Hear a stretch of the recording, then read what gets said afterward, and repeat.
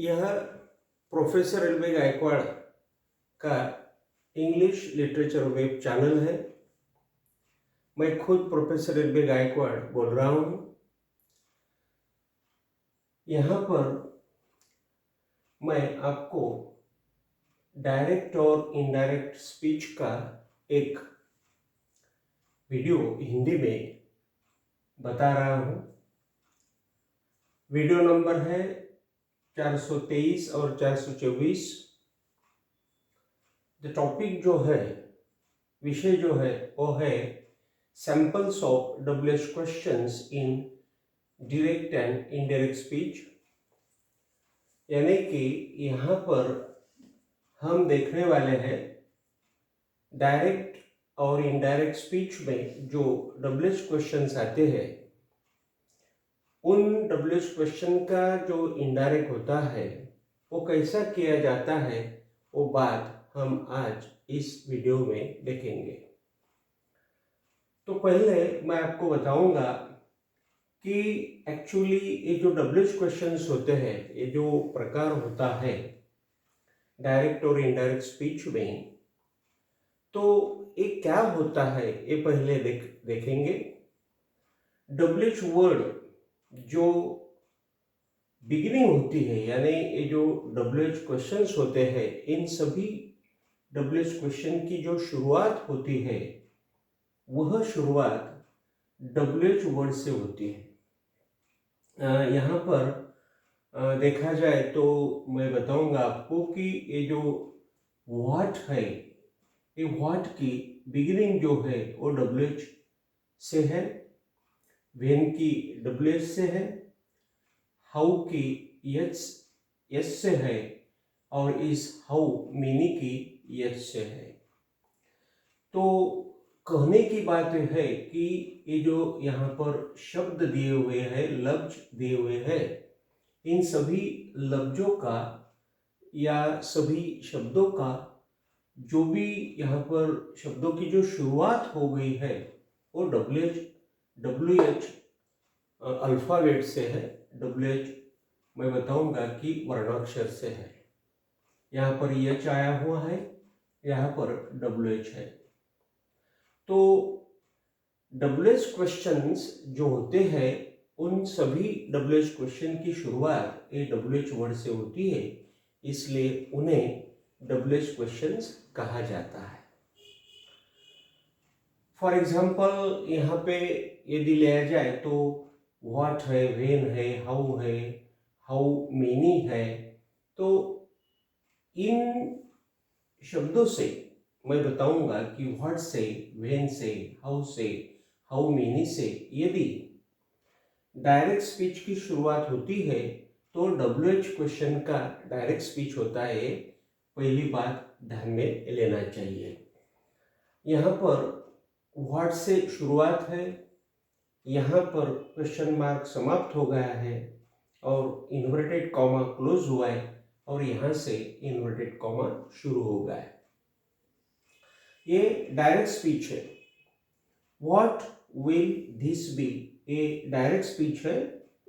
और Edmund wonder ए reporting verb part है।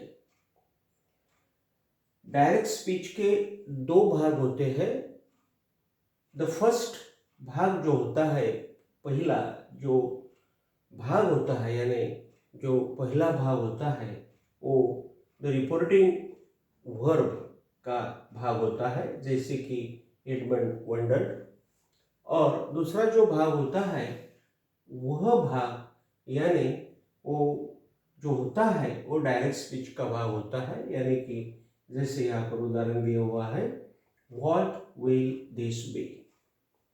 सो मैं यहाँ पे ऐसा बताऊंगा कि ये व्हाट विल दिस बी और एडमंड वंडर ये डायरेक्ट स्पीच है। सो डायरेक्ट स्पीच शुरू होती है कॉमा इन्वर्टेड कॉमा से, एक क्वेश्चन मार्क है और ये इन्वर्टेड कॉमा यहाँ पर समाप्त हो गया है।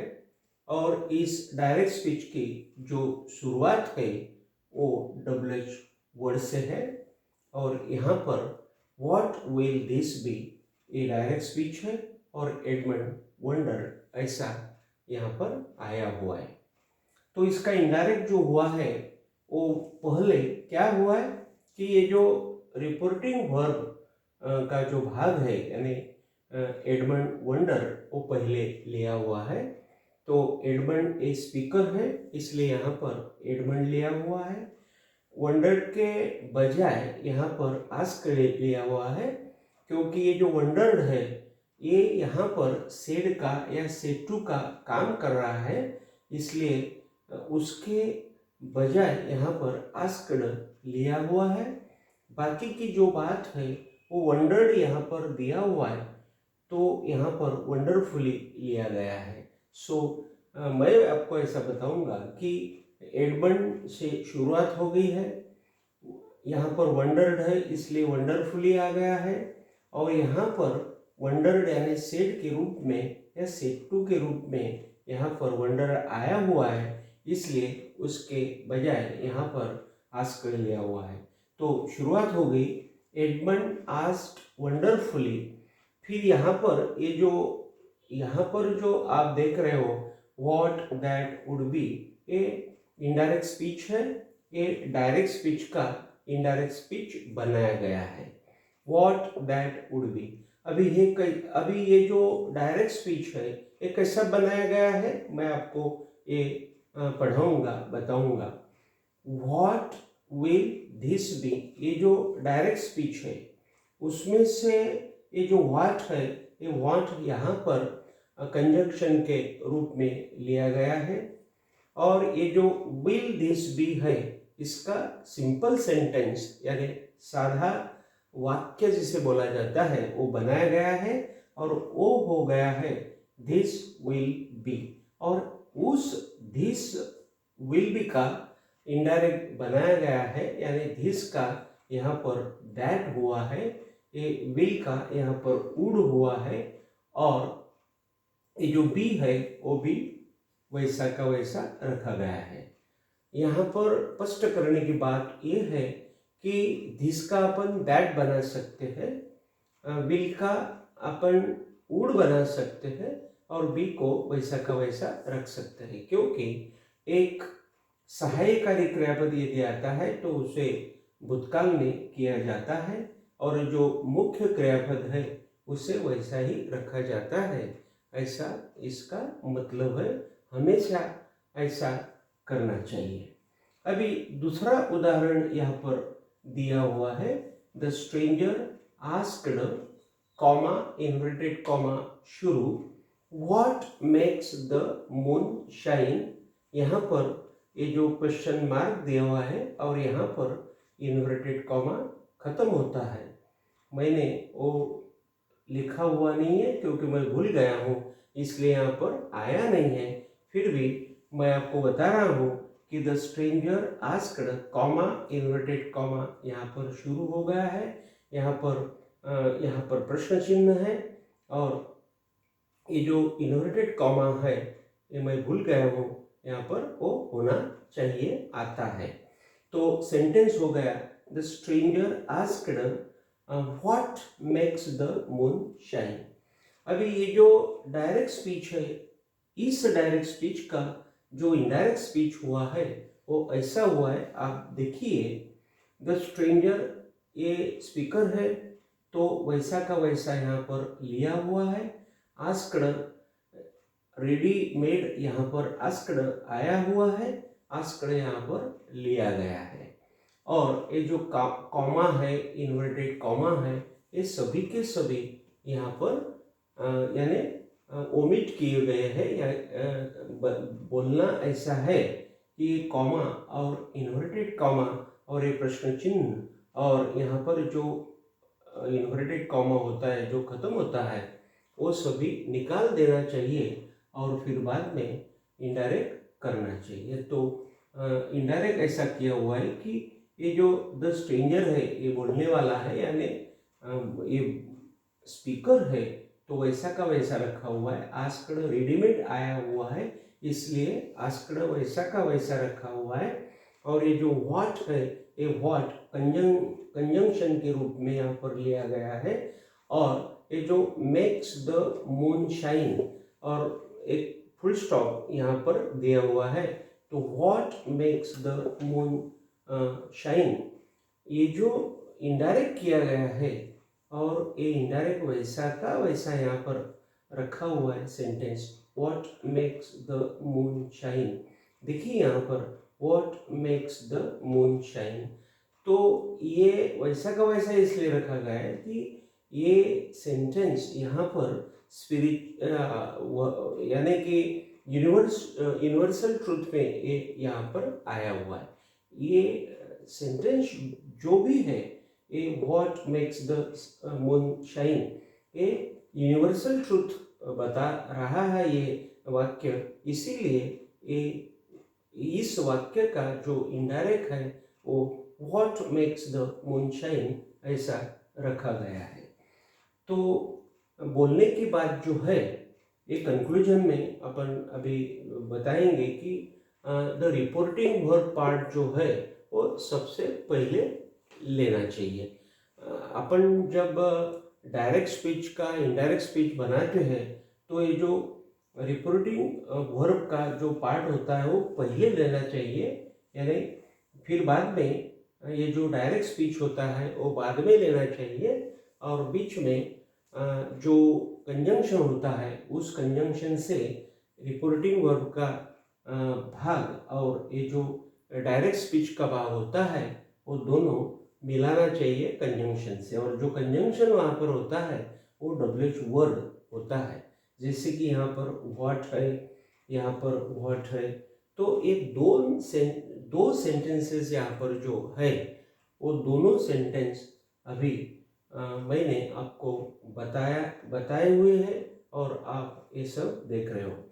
अभी ये जो कंक्लूजन की बात है इसमें ऐसा है कि द रिपोर्टिंग पार्ट जो आता है वो रिपोर्टिंग पार्ट पहले लेना चाहिए, बाद में डायरेक्ट स्पीच लेना चाहिए और फिर कंजंक्शन से दोनों भाग मिलाना चाहिए। ये बात यहाँ पर होती है डब्ल्यूएच क्वेश्चन के बारे में।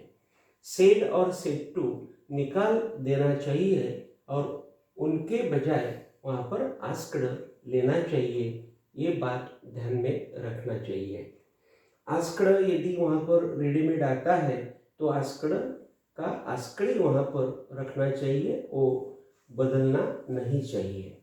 यहाँ पर चौथा रूल है कि द कंजंक्शन जो होता है डब्ल्यूएच क्वेश्चन के बारे में, जो कंजंक्शन लिया जाता है वो कंजंक्शन वहाँ का जो डब्ल्यूएच वर्ड होता है वो वर्ड वहाँ का कंजंक्शन के रूप में लिया जाता है, यानी कि कॉमा इन्वर्टेड कॉमा निकाल कर वहाँ पर डब्ल्यूएच वर्ड रखा जाता है और वो कंजंक्शन के रूप में वो काम करता है। फिर रिपोर्टिंग वर्ब का पार्ट और डायरेक्ट स्पीच का पार्ट दोनों ये डब्ल्यूएच वर्ड से मिलाए जाते हैं और इनडायरेक्ट के नियम लगाकर वहाँ पर वो किया जाता है। ये चौथा रूल है। पांचवा रूल जो भी है वो पांचवा रूल है the simple sentence and then the indirect speech, यानी क्या करना चाहिए कि ये जो क्वेश्चन होता है इस क्वेश्चन का सिंपल सेंटेंस बनाना चाहिए, यानी कि जो कंजंक्शन होता है ये व्हाट कंजंक्शन के रूप में आ जाएगा, यानी यहाँ पर आ गया है व्हाट, और ये जो बात है यानी बचा हुआ जो सेंटेंस है वो है विल दिस बी, तो यहाँ पर दिस विल बी ऐसा सिंपल सेंटेंस करना चाहिए।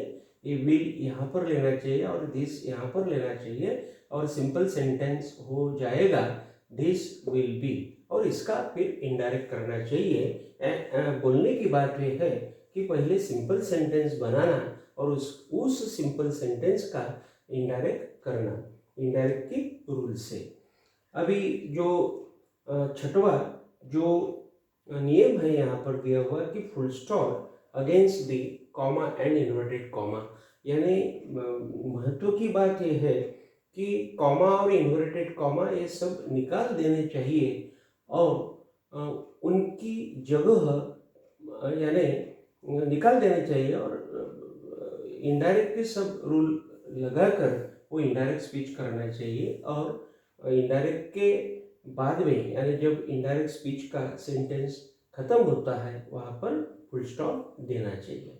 तो आज हमने ये जो वीडियो है, ये वीडियो पहले अंग्रेजी में बना हुआ है, यही वीडियो अंग्रेजी में बना हुआ है, और आज यही वीडियो हिंदी में मैंने बनाया है।